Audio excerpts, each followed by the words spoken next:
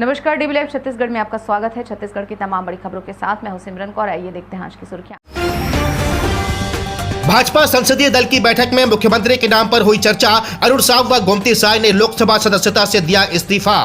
भाजपा के प्रदेश प्रवक्ता केदार गुप्ता ने कांग्रेस पर साधा निशाना। कहा, कांग्रेस को हर विधानसभा में करनी चाहिए हार की समीक्षा। और चुनाव में हार के बाद कांग्रेस प्रदेश अध्यक्ष का बड़ा बयान। कहा, भाजपा के झूठ के सामने हमारा सच दब गया।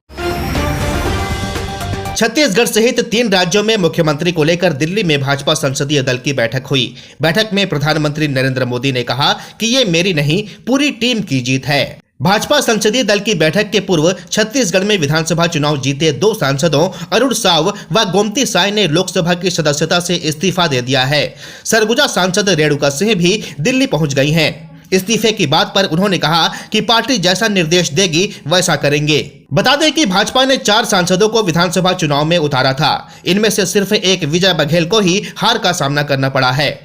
बताया जा रहा है कि 8 दिसंबर को विधायक दल की बैठक हो सकती है और उसके बाद छत्तीसगढ़ के मुख्यमंत्री के नाम पर मुहर लग सकती है। भाजपा के प्रदेश प्रवक्ता केदार गुप्ता ने कांग्रेस की समीक्षा बैठक को लेकर निशाना साधा है। उन्होंने कहा कि कांग्रेस को हर विधानसभा में समीक्षा करनी चाहिए। वे हारते छत्तीसगढ़ में हैं और समीक्षा दिल्ली में करते हैं। भाजपा प्रदेश प्रवक्ता केदार गुप्ता ने मीडिया से चर्चा करते हुए कहा कि कांग्रेस की यही कमी है, उसे हर विधानसभा में समीक्षा करनी चाहिए कि वह कैसे हार गए। वे हारते छत्तीसगढ़ में हैं और समीक्षा दिल्ली में करते हैं। कांग्रेस की यही कमी है, उसे हर विधानसभा में समीक्षा करनी चाहिए कि वो कैसे हार गए। हारते छत्तीसगढ़ में, समीक्षा दिल्ली में करते हैं। केदार गुप्ता ने कहा कि भारतीय जनता पार्टी का एक ही सूत्र है, राष्ट्रवाद और जनसेवा। उसके आधार पर छत्तीसगढ़ को पूरे विकास की धारा में लाने का काम भारतीय जनता पार्टी करेगी। सबसे पहले हमारी प्राथमिकता होगी शांति और सुरक्षा, उसके बाद छत्तीसगढ़ में विकास लाना है। मुख्यमंत्री के चेहरे को लेकर केदार गुप्ता ने कहा कि भाजपा लोकतांत्रिक पार्टी है और यहां सारे निर्णय लोकतांत्रिक तरीके से होते हैं। पार्लियामेंट बोर्ड की बैठक हो गई है। छत्तीसगढ़ में विधायक दल की बैठक बहुत जल्द होगी, जिसमें तय होगा कि छत्तीसगढ़ का मुख्यमंत्री कौन होगा। प्रदेश में बुलडोजर चलने के सवाल पर केदार गुप्ता ने कहा कि हर गलत काम करने वालों पर बुलडोजर चलेगा। सरकार ने जो अपराधियों और गलत काम करने वालों को प्रश्रय दिया है, जिसमें अधिकारी भी शामिल रहे हैं, अधिकारी के सामने कब्जा और गलत काम हुए हैं और ऐसे अधिकारी कार्रवाई करने से डरते थे। कहीं न कहीं सरकार का संरक्षण रहा है। ऐसे लोगों पर कार्रवाई होगी। अभी सिर्फ रास्ते में बुलडोजर चला है।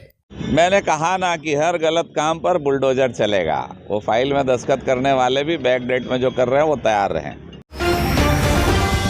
छत्तीसगढ़ के विधानसभा चुनाव में करारी हार के बाद कांग्रेस प्रदेश अध्यक्ष दीपक बैज ने कहा कि भाजपा के झूठ के सामने हमारा सच दब गया। चुनाव परिणाम से हम निराश हैं, लेकिन हताश नहीं हैं। प्रदेश कांग्रेस अध्यक्ष दीपक बैज ने मीडिया से चर्चा करते हुए कहा कि हमें जनता का जनादेश स्वीकार है। जनता ने हमें जो आशीर्वाद दिया है उसका हम सम्मान करते हैं। दीपक बैज ने कहा कि भारतीय जनता पार्टी डराने की राजनीति शुरू से करते आई है। IT/ED के माध्यम से डराने का काम कर रही है। मैं समझता हूं लोकतंत्र में इसके लिए जगह नहीं है। भाजपा डराने का काम कर रही है। देखिए, भारतीय जनता पार्टी डराने का राजनीति शुरू से करते आई है। छत्तीसगढ़ केंद्र सरकार के दबाव पे जब यहाँ सरकार नहीं थी, केंद्र सरकार अपनी शक्तियों का दुरुपयोग छत्तीसगढ़ की सरकार को डराने के लिए किए। ED/IT के माध्यम से डराने के लिए किए। अब सरकार बनी, गठन हुआ नहीं है, फिर बुलडोजर और अधिकारियों डराने और धमकाने का काम कर रही है। मैं समझता हूँ इसके लिए लोकतंत्र में स्थान नहीं। दीपक बैज ने कहा कि छत्तीसगढ़ की जनता को 5 साल तक सभी वादे मिले, हमें इंतजार रहेगा। कांग्रेस पार्टी ने 5 साल ईमानदारी से काम किया। महिला, माता, बहनें हो या अनुसूचित जाति हो, सभी वर्ग को साथ लेकर चलने का काम किया है। छत्तीसगढ़ में हार के बाद कांग्रेस समीक्षा करने में लगी हुई है। पूर्व खाद्य मंत्री अमरजीत भगत ने कहा कि समझ से परे है कि जिन क्षेत्रों में अच्छा समर्थन की उम्मीद थी वहां हमें समर्थन नहीं मिला। पूर्व मंत्री अमरजीत भगत ने कहा कि कृषि के क्षेत्र में छत्तीसगढ़ के किसान मालामाल थे और देश के किसान परेशान थे। किसानों का समर्थन नहीं आना यहाँ समझ से परे है। समझ से परे है और जिन क्षेत्रों में पूरा विश्वास था कि समर्थन आएगा, काम भी हुए थे, खास करके एग्रीकल्चर सेक्टर में, सिंचाई के क्षेत्र में। कृषि के क्षेत्र में तो छत्तीसगढ़ के किसान माला माल और पूरे देश के किसान जो है बेहाल थे। इसके बाद भी किसानों का समर्थन नहीं आना समझ से परे है।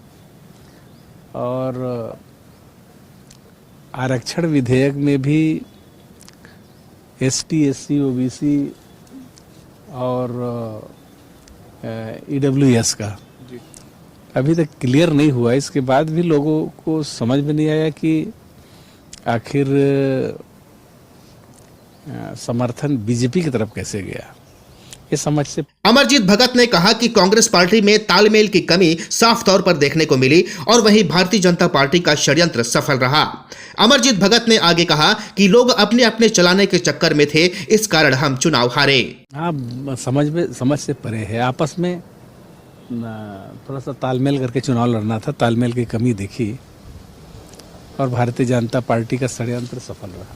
तो क्या कांग्रेस अपनी गलतियों की वजह से हारी है? जब कोई चीज़ बुरा होता है तो कई चीज़ मिल करके बुरा होता है।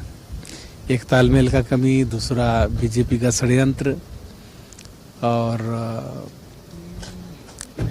लोग अपना अपना चलाने के चक्कर में ज़्यादा ध्यान दिए, जिन वजह से इस प्रकार की स्थिति निर्मित हुई है। लेकिन ये तो अब रिजल्ट के बाद इन बातों का कोई महत्व नहीं है ना, औचित्य है। हम लोग हार गए हैं, जनता ने बीजेपी को चुना है। इस बुलेटिन में फिलहाल इतना ही। बने रहिए DV लाइव छत्तीसगढ़ के साथ। नमस्कार।